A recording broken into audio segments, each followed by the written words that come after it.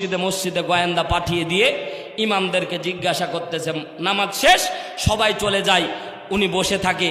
তখন ইমাম সাহেব বলে, ভাই কিছু কি বলবেন? বলছে, সূর্য কোন দিকে ওঠে? বলে পশ্চিম দিকে। সুবহানাল্লাহ বলে। বলছে, বাতাস কোন দিকে যায়? বলে উত্তর দিকে। সূর্যের তাপ কোন দিকে? বলে উপর দিকে।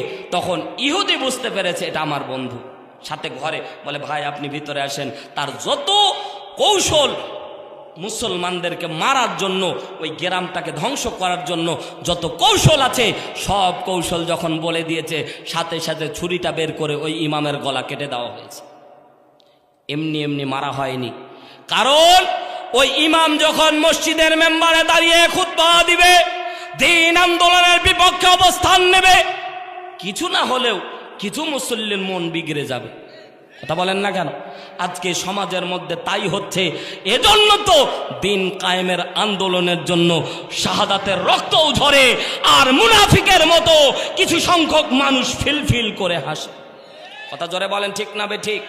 শহীদ আবু সাঈদ যখন মৃত্যুবরণ করেছে, যখন তাকে শহীদ বলা হয়েছে, আমার দেশের অসংখ্য উলামা একরাম ফতোয়া দিয়েছে আবু সাঈদ নিজে জীবন দিয়েছে, সে নাকি আত্মহত্যা করেছে।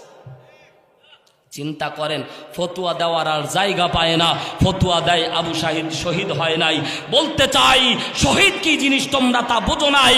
যদি সার্বভৌমত্ব ক্ষমতা রক্ষার জন্যেও কেউ যদি জীবন দেয়, আল্লাহর ভাষায় সে শহীদ, আল্লাহর ভাষায় সে।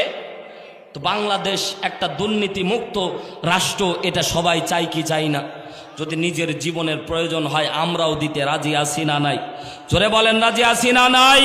দিন আন্দোলনের দিন প্রতিষ্ঠার জন্য যদি আর একবার 5 আগস্টের মতো জীবন দেওয়া লাগে, আবারও বাংলার জমিনে আমরা নামবো।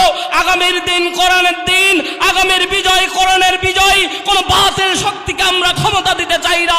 রাজি আছি কে কে? 2 হাত তুলে আমার আল্লাহকে দেখা।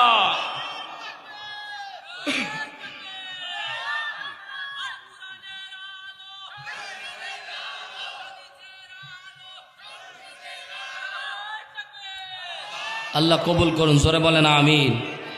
প্রিয় ভাইয়েরা, যুবক ভাইয়েরা, ভিতরে বসো, আসো আসো। অনেক যুবক ভাই দাঁড়ায় আছে, হয় ভিতরে বসা লাগবে না চলে যাওয়া লাগবে। ভাই, এই যে অসংখ্য যুবক, আজকে তো যুবকেরা ভাই খালি খারাপের দিকে যাচ্ছে না, অশ্লীলতা দিয়ে পুরো পৃথিবী ভরে গেছে। কথা জোরে বলেন, ঠিক না?